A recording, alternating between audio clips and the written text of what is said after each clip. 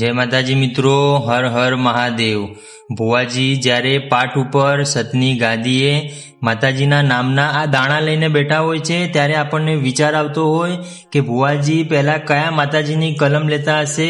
તો મિત્રો, હું તમને જરૂર જણાવીશ કે કોઈ પણ ભુવાજી હોય, ભલે એમના પાસે અઘોર વિદ્યા સાધના હોય, એમના પાસે તંત્ર મંત્ર બધું હોય, પણ જો સૌપ્રથમ કોઈની રજા લેતા હોય તો એ છે કુળની દેવીની, માં મેલડીની। જો આપણા કુળની દેવીની રજા લઈને પાઠ ઉપર સતની કલમ નાખી હોય તો માતાજી અવશ્ય કામ કરે છે। અને આ 33 કરોડ દેવી દેવતાઓના પાઠ સામે જે પણ કાર્ય કરવામાં આવે છે તે શુભ જ થાય છે, પણ કેટલાક ભુવાજી શુભ કાર્યને પણ અશુભ બનાવી દેતા હોય છે। આ દાણા લોકોને ખવડાવીને લોકોના ઉપરથી વાળન ટોળન કરીને માતાજીની રજા અને કલમ લઈને લોકોને અંધશ્રદ્ધા તરફ લઈ જાય છે। તો આજે આપણે જાણીએ કે આ દાણા કઈ રીતે જોવા જોઈએ, અને આ દાણાના અંદર જે મુખ્યત્વે આપણે કહીએ કે એકી કે બેકીની સંખ્યા, માતાજીનું વેણ ને માતાજીનો વધાવો કોને કહેવાય, આપણે આ વિડીયોના માધ્યમથી સટીક જાણકારી જાણીએ। તમે અંત સુધી બન્યા રહેજો,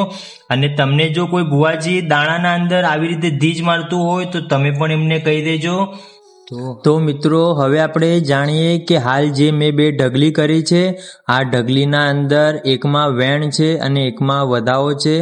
તો આપણે જાણી શકીએ કે જ્યારે બે દાણા એક સાથે જોડાઈ જાય ત્યારે તેને વેણ કહેવામાં આવે, એટલે કે 10 દાણા ભેગા થઈ ગયા।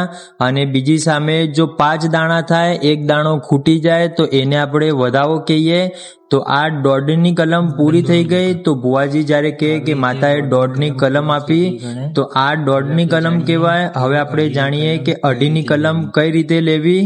તો 2.5ની કલમ લેવા માટે મિત્રો 2 વેણ અને 1 વધાવા, 2 વેણના અંદર બેકી સંખ્યા હોવી જોઈએ, જેમ કે 2, 4, 6, 8, 10, 12 સુધી, 100 સુધી જો ડબલ હોય તો એને આપણે વેણ કહેવાય, અને જો એક સંખ્યા વધી જતી હોય તો એને આપણે વધાવો કહેવાય।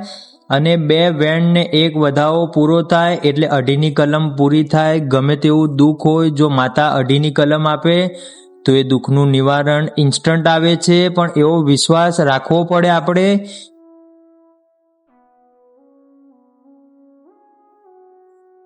કેટલીક વાર હવે એવું થતું હોય છે કે ભુવાજી લોકો આવી રીતે એક દાણો લેશે અને આવી રીતે પાટ ઉપર મૂકશે અને એના ઉપર ગોળ કુંડાળું મારશે।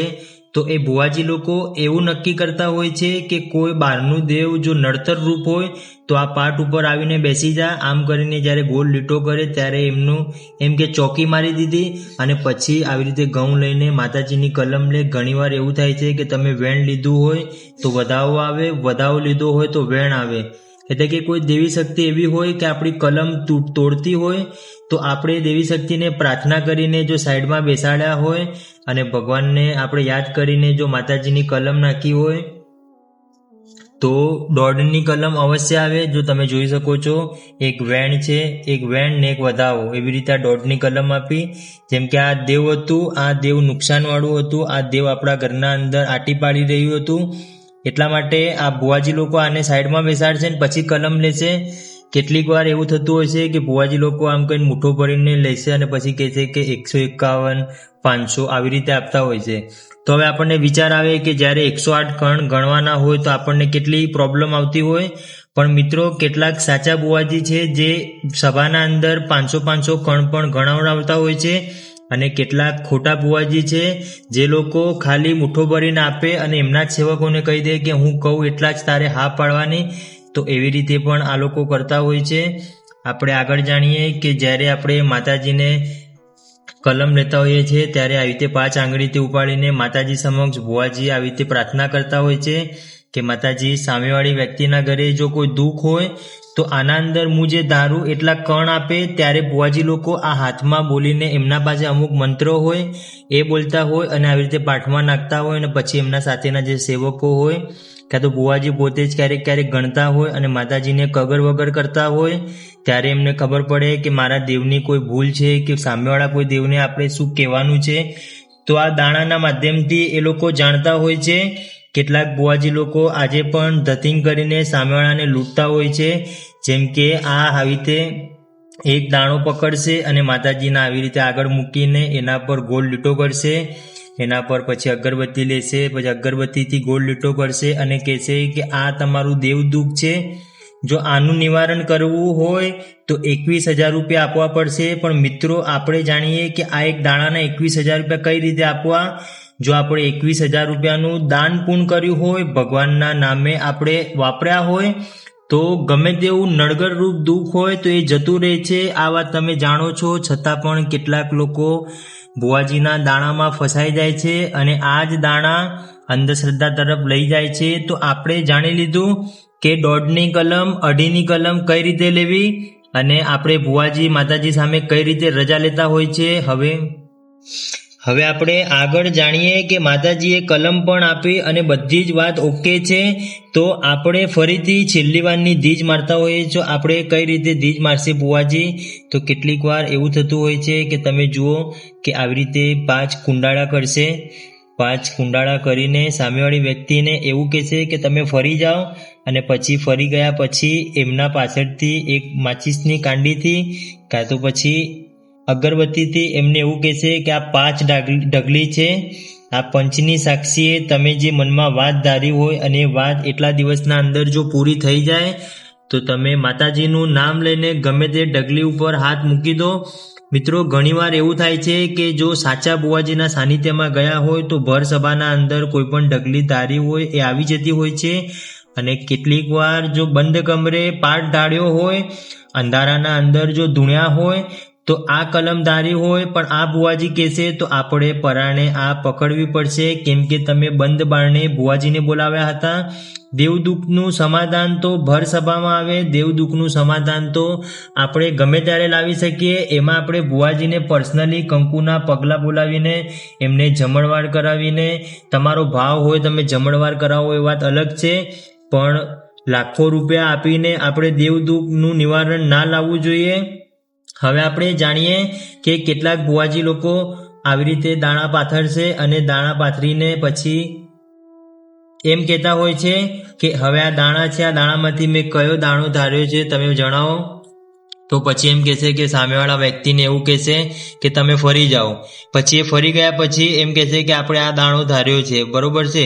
જો આ દેવદુખ સાચું હોય અને આ દેવદુખ જ આ ભાઈના ઘરના અંદર આ દેવના કારણે જો દુઃખ હોય અને આમની ઘરની જો પડતી આ દેવના કારણે આવી હોય તો આ વ્યક્તિ જે બોલે એ દાણો આવવો જોઈએ. ત્યારે ભર સભાના અંદર કેટલીક વાર એવું થતું હોય છે કે જેના હાથે માતાજીએ જસ ધાર્યો હોય એના હાથે કામ થઈ જતું હોય છે. ત્યારે સામેવાળી વ્યક્તિ તરત કહી દેશે કે ભુવાજી માતાજીને મેં પ્રાર્થના કરી ત્યારે આ દાણો મને સોનાનો દેખાયો, આ દાણામાં માતા બેસી છે અને માતાજી ન્યાય લાવશે. ત્યારે કેટલીક વાર એવું થતું હોય છે કે સામેવાળા વ્યક્તિને જો 11 દિવસની વાત કરી હોય તો 11 કલાકના અંદર સારા સમાચાર આવતા હોય છે. કેટલીક વાર 5,000 ભુવાજીના પાસે જઈને લાખો રૂપિયા દાણામાં ખર્ચીને પણ દુઃખીના દુઃખી થઈએ છીએ. તો આપણે જાણીએ કે શું દાણા ના જવા જોઈએ. તો આ ભુવાજી લોકો દાણા કેમ જોતા હશે? તો મિત્રો આ દાણા તો એટલા માટે જોતા હશે કે એમને એક ધીજ મારવી હોય કે માતાજી જો આ વાત સાચી હોય, કોઈ કાળે ખોટી ના હોય, તો આ મેં જે કણ ઉપાડ્યા છે હું જે બોલું એટલા કણ આવે. જેમ કે હાલ આપણે એક એક્ઝામ્પલ માટે હું કહું કે આ વિડીયો જે જોવે છે એના ઘરના અંદરની આધિ વ્યાધિ ઉપાધિ સંપૂર્ણ ટળી જાય. જો માતાજી તું રાજી હોય તો આના અંદર વેણ થાય. તો આવી રીતે હું નાખું છું તો આ જો આના અંદર વેણ થયું તો આ વિડીયો જે જોતું હશે એના ઘરની આધિ વ્યાધિ ઉપાધિ ટળી જશે અને સુખી થઈ જશે. એવી રીતે હાલ આપણે લાઈવ જોયું, તમે મેં કોઈ ગણ્યા નહોતા, મેં મારા હાથે જ ઉપાડ્યા. આ ઢગલી પડી છે, ઢગલીના અંદરથી ઉપાડ્યા અને તરત નાખ્યા. તો અહીંયા વેણની કલમ આવી. તો તમારે પણ હવે વિશ્વાસ રાખવાનો કે આ ભુવાજીએ કીધું છે એ થઈ જશે. પણ મિત્રો ઘણીવાર એવું થતું હોય છે કે ભુવાજી પણ સાચા હોય, દેવ પણ કોઈનું દુબળું નથી હોતું, પણ આપણો વિશ્વાસ જો નબળો હોય તો 33 કરોડ દેવી દેવતાઓના સામે ગમે તેટલી પ્રાર્થના કરી હોય તો પણ આપણું કામ નથી થતું. મુખ્ય વાત છે વિશ્વાસ. દાણા જોવા ના જોવા એ બીજી વાત છે, આગળની વાત છે, પણ સૌથી પહેલાં જો ભગવાન ઉપર માતાજી ઉપર વિશ્વાસ કર્યો હોય તો માતાજી ક્યારે કોઈને ડૂબાડતી નથી. દેવ તો દયાળુ છે.